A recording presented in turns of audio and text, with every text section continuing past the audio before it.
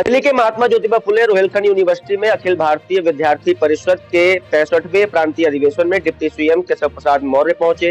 अखिल भारतीय विद्यार्थी परिषद के पदाधिकारियों द्वारा डिप्टी सीएम का जोरदार स्वागत किया गया। इसके बाद डिप्टी सीएम ने सर्किट हाउस में प्रेस वार्ता की।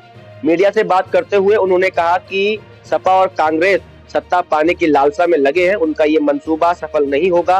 सपा परिवारवाद को बढ़ावा दे रही है। बाबा साहब भीमराव अंबेडकर के अपमान के आरोप पर उन्होंने कहा कि कांग्रेस और समाजवादी पार्टी बाबा साहब और दलितों की दुश्मन है।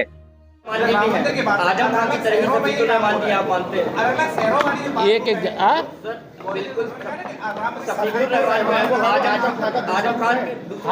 मैं काहे को मानने लगा? मैं तो यह मानता हूं कि समाजवादी पार्टी गुंडों, अपराधियों, माफियाओं, दंगाइयों की पार्टी है। कांग्रेस प्रदर्शन कर रही है अम्बेडकर को लेकर के। ये समाज है। आप कोई मुकदमा किसी कोर्ट में करोगे, हमसे पूछ के जाओगे क्या? अगर समाज का कोई व्यक्ति किसी कोर्ट में, न्यायालय में जाता है तो उसको जाने का अधिकार है, लोकतंत्र है। और इस लोकतंत्र में उसमें सरकार की ओर से कुछ नहीं है, लेकिन अगर सरकार के लिए न्यायालय का कोई आदेश होता है तो सुरक्षा व्यवस्था करना, चौकन्ना रहना जिम्मेदारी वो किया जाता है। हम कांग्रेस पार्टी, समाजवादी पार्टी, भारत रत्न बाबा साहब भीमराव अंबेडकर जी दलितों के, पिछड़ों के, वंचितों के दुश्मन हैं।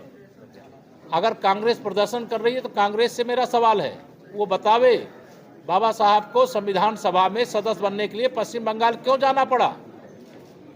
बाबा साहब के जो जन्म स्थान से लेकर के उनके निर्वाण स्थल तक को पंचतीर्थ बनाने का काम कांग्रेस ने क्यों नहीं किया? भारत रत्न देने का काम कांग्रेस ने क्यों नहीं किया?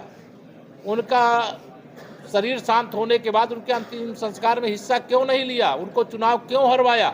कांग्रेस बाबा साहब की दुश्मन पार्टी है। और समाजवादी पार्टी, श्री अखिलेश यादव जी मुख्यमंत्री थे, इनके चच्चा मोहम्मद आजम खान मंच से भाषण कर रहे थे, बाबा साहब की प्रतिमा को दिखा करके ये उंगली दिखा रहे हैं। इनकी उंगली जहां तक जाती है वह सारी भूमि इनकी हो जाती। इस प्रकार के उनके सामने बोलते हुए अपमान किया। कन्नौज में बाबा साहब की मूर्ति तोड़ी और करहल के चुनाव में एक दलित बेटी की हत्या केवल इसलिए कर दिया कि उसने कहा कि हम भाजपा को वोट देंगे।